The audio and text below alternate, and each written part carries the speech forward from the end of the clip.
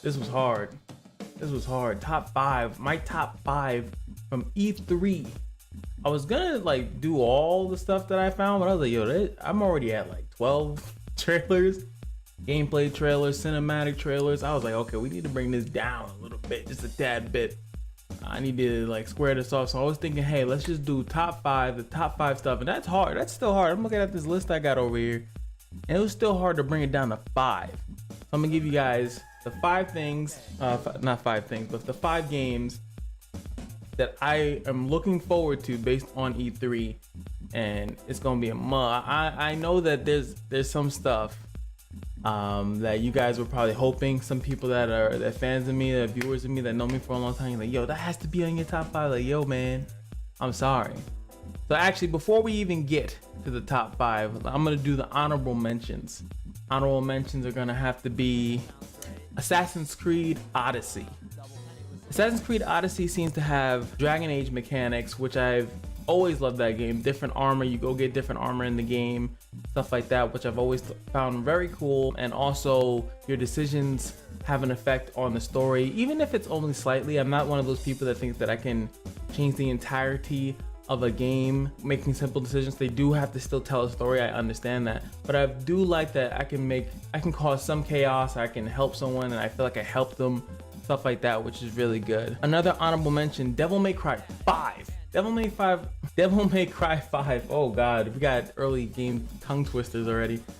It looks so good. I mean, they showed just a little bit of it. There's some cinematics and stuff, but it always looks over the top gorgeous, and I love that so much about it. The only reason why I didn't make it to like my top 5 is because there's just other stronger contenders up there, but it looks so good. Nero, looks like you're playing as Nero again. Dante comes at the end of the trailer. Definitely excited to play that, but just didn't make it with all the bullshit that was coming up in there. Next up would be Anthem. Anthem announced that they're not doing any loot box stuff. Thank God. Oh my, everyone has been waiting and anticipating that they were gonna do this anyway, and I'm so happy that they decided not to. So we're gonna have to see which route that they take it. Is it in how far and how much depth does this game actually have in it that we can actually purchase it and be satisfied with our purchase without having, you know, microtransactions to keep it going on. I'm always a fan of expansions. I like what they do with Destiny, actually. I know some people don't, but I like expansions. Give me a good game and expand on it. Monster Hunter World, give me a good game and expand on it. I'm fine. There's no dumb, stupid microtransactions, boxes to get stuff that I should be able to just get in the game anyway. So I'm a big fan of that, but it is not, you know, not make or break for me. And last but not least, there's a bunch of other stuff that I could have mentioned. I'm so sorry. Even Kingdom Hearts doesn't make this list. Not that I'm sorry. I guess, you know what? Kingdom Hearts. Let's put that up there.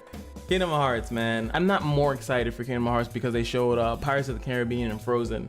You know, I'm still just as excited. There's no, oh shit, brought about. That's, I think, that my point that I'm trying to make. Like, I, you know, definitely want to play that when it comes out. But the last thing I have to mention here is Jump Force. It is not my top 5.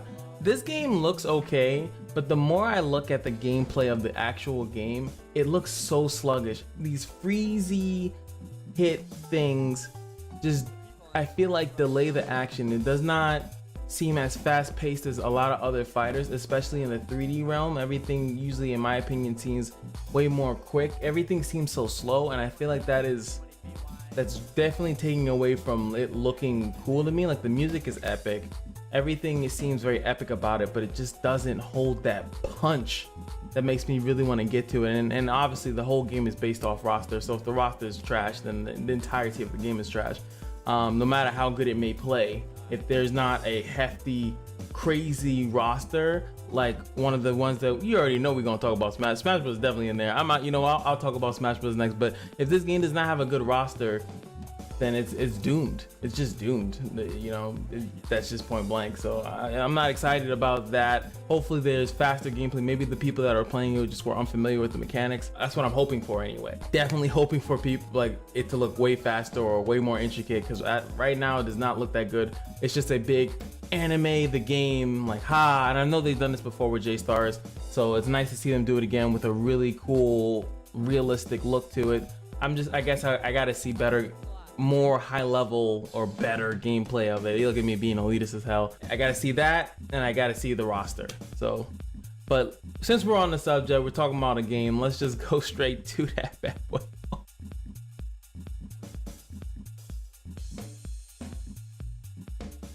Man, Smash Brothers has been iconic ever since it was on the 64. Ever since it's on the 64, let's just be honest here. It's just been a game that's been like, wow, look at these characters fight. And the other one that contends, as far as, you know, there are other ones that do it, but that contends strongly was Marvel vs. Capcom. And you just see this big, huge battle between multiple characters across multiple different games. And Smash Brothers just did the ultimate. And yes, Smash Brothers Ultimate, that's what it's called. They just put every character from their old previous games. That's literally the only thing that Marvel vs. Capcom, I'm even forgetting the name of the damn game. Marvel vs. Capcom Infinite, that's exactly what they wanted from that game. And Smash Bros. Pretty much did it. And yes, I think I don't know if this is the melee killer. I've seen some comments about that, the melee killer, but I don't think so. But it is nice to see that they're gonna have a game with all the characters from previous games all in one, bam, one package. Really makes the Switch a hard to not get system at the moment if you've ever played the Smashes, because you're just gonna have that character that just was dropped off, that was your main, the guy they just didn't put back in the game is back now. So like it's kind of hard to just be like, oh, I don't want to play. Like every character, I like Snake, he was dropped off, but there's so many to have them all there. It's like, yo, if I bust your ass with my Corrin, like you can't say nothing, bro. Your character, oh, everyone's here. Corrin's definitely my character. I feel like because they changed up Pit a little bit too much. So Corrin, yes. I know they're gonna probably make her crappy or whatever, but definitely love me some Corrin. So I'm happy she's back. Happy everyone's back. That's so cool. It's just so dope. So that definitely made me reconsider not getting a Switch, because I was like, I don't know about it. And I saw that Super Mario Party. Yeah, let's not even, no. I don't know, just no. The tennis game looks cool, but that party thing I'm still suspect about. But hey, boom, that's one.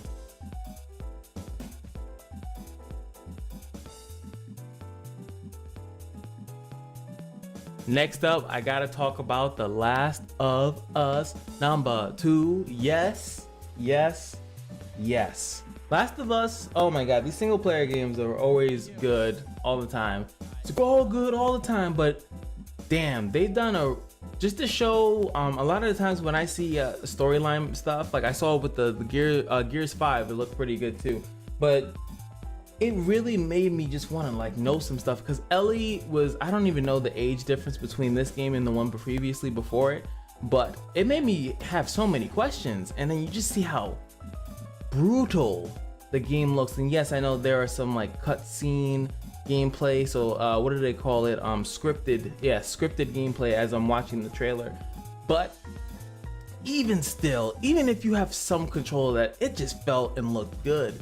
The hiding, the sneaking around, the just straight up killing people just looked really good. I don't know, man. Ellie looking like a problem. I don't know what the hell happened to my boy Joel, but at the moment I don't care. And I don't know what happened to him, but you know, and she's kissing chicks now, you know, which is fine, because you know there was all survival mode, and it seems, like I said, I don't know much about the story, but it seems that they're in some type of settlement. They're not running around scared of things anymore. I'm pretty sure that there's something to do with that somewhere in the game, but from what I can tell, that seems to not be an issue or not an immediate danger anymore. So I'm interested to know, and I might have to just do more research on what's going on in this game. Why are these people even hostile? It's like, well, I guess they're just being dicks, but hey, still looks dope to me. I think that the way that they even introed it and everything in E3 was really good, so that definitely took my heart away. So bam, Last of Us 2.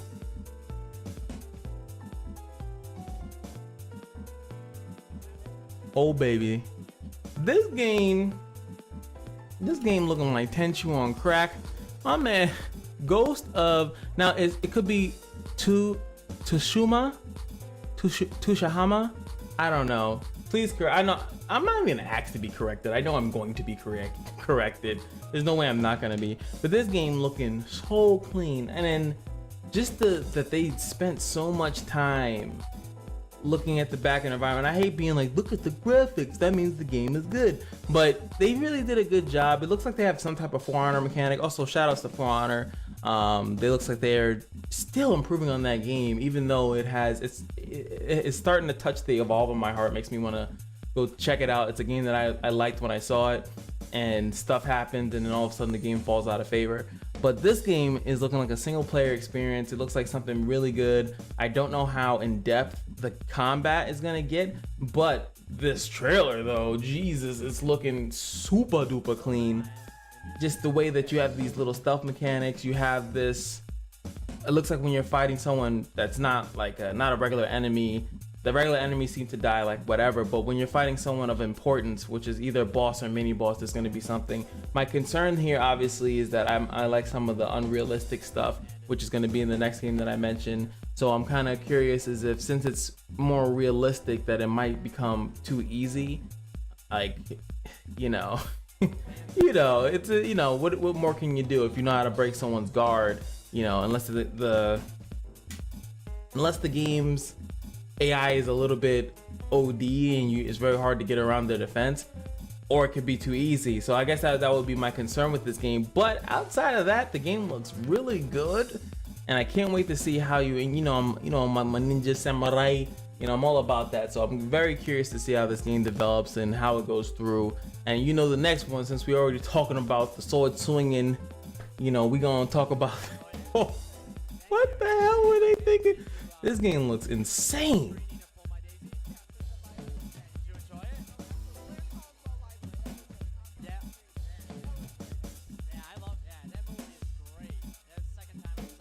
Next up, we got Cicchitto, Shadows Die Twice. We've been looking and waiting for this game, and no one knew what it was gonna be. They thought it was gonna be like a Tenchu remake or a Bloodborne 2. It just happened to be like both. It's definitely more geared towards Bloodborne when you see the secondary hand or whatever transforming and doing all this weird stuff, but you got like a grappling mechanic. God knows what other things you can do with that arm, which is the mechanical arm, because you lost your arm. The game tells you that you lost your arm. And then it seems that they might be finally evolving the death mechanic. Now, the death mechanic in Dark Souls has always been you die and then you have to go back and get your souls. But right now, at least from what they've shown, since the title of the game being Shadow Strike Die Twice, is you die and then you get revived immediately. So maybe you just have 2 shots in life to do everything, and at that point, once you've died the second time, maybe you die officially and then you go back to a checkpoint. Or maybe it's like God of War, that you have to have some type of item in order to do so, or state, I don't know exactly how they want to do this. I'm curious on how they're going to do it and how effective it is. Maybe you're stronger in your first life, or vice versa. Maybe you're stronger after you die. So maybe learn the boss's mechanics or learn the area mechanics and then go sweep through it on your second. I don't freaking know. Let's see how they do it. But that game's looking really good. I'm curious to, it seems, I don't think that I have to look at it again if they showed any like powers, magey stuff. I don't know if they showed any of that stuff, so I'm very curious on how that's gonna go through. Is it gonna just be sword based? I mean, which is cool. I like that as well. But even Bloodborne had magic, so how far are we going into the depths of the abyss of the range bullshit that everyone complains about? I know some archery. Maybe have the hand turned to, I don't freaking know. After seeing Devil May Cry, the possibilities are endless with a metallic hand. I'm just saying. Last but not least, hold on. Let me come back into the camera real quick.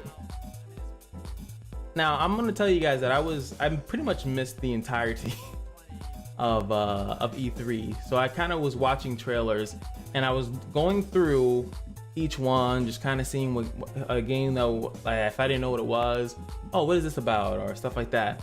So I'm going through all these trailers, and then all of a sudden comes this game, and I'm like, okay, here we go. What is this? And boom, it says Skull and Bones. Now, if you guys didn't see this game for whatever reason that you didn't see, I mean, there's a tons of games. If I again look into my side, Resident Evil 2, Capcom is doing great multiplayer game, not multiplayer, sorry, single player games. Their fighting games are doing terrible. So many games. The Spider-Man game. What else do we got here on my list? Oh yeah, Fire Emblem. So many cool games that came out. But this Skull and Bones though, it looks so good. It's definitely the best game that caught me off guard as far as every game that I saw. A lot of the games that I saw, I was expecting something and it was just nice, or just the announcement of them was cool. But this game looks so damn clean. And after you have something as terrible as Sea of Thieves that just comes out and just does a terrible job representing, going out on a ship as pirates and doing this, and it seems as though they're slightly embracing griefing. I do not know if this game is online. It couldn't be, it could not be. I would be, because griefing online on games like this is always a big issue.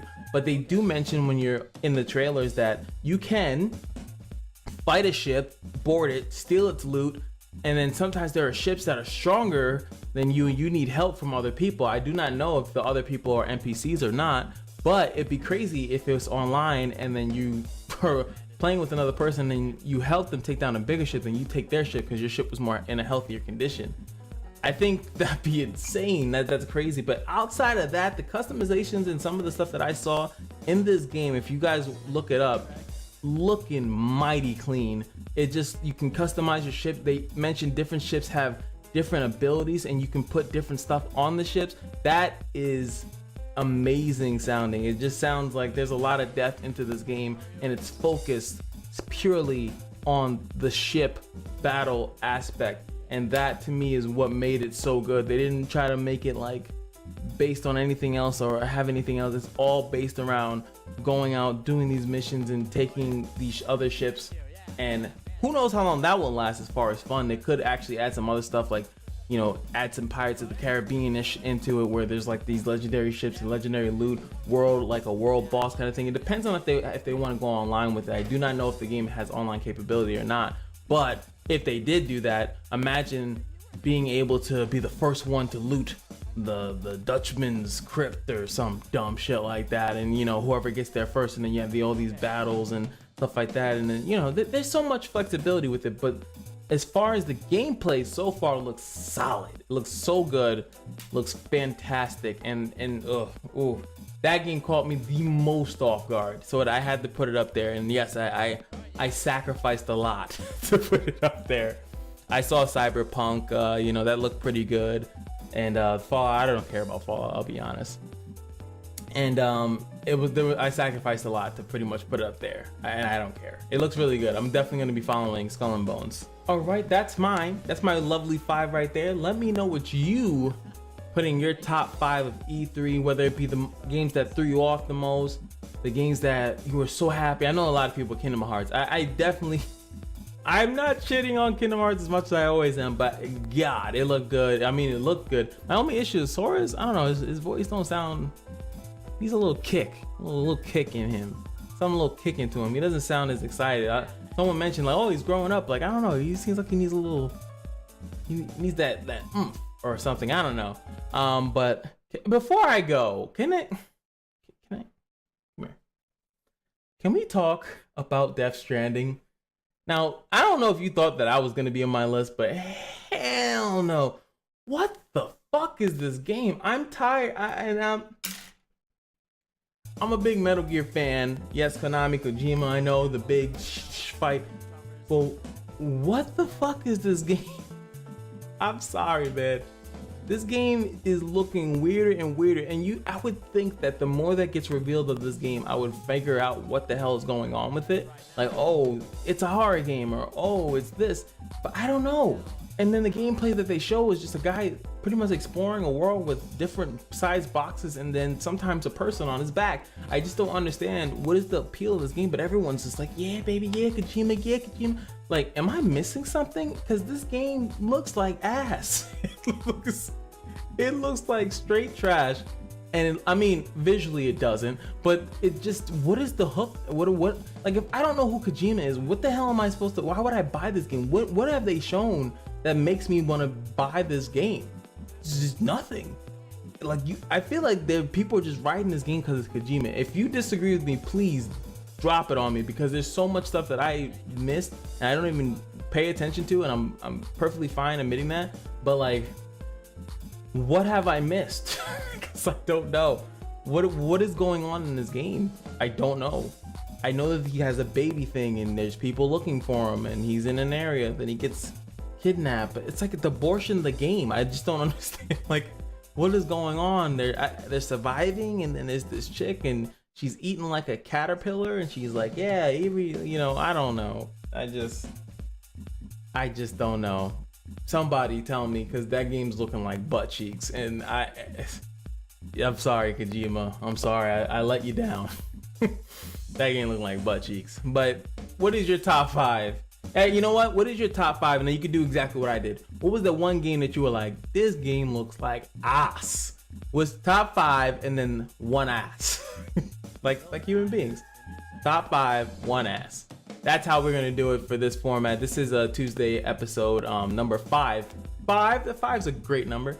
Episode number 5. So tell me what of E3, your top 5, and one that you were just disappointed on. And that is the one I was disappointed on when I saw it. I was actually that and Super Mario Party a little bit. I was like, no, actually no, not Mario Party. Sorry, Mario Rapids.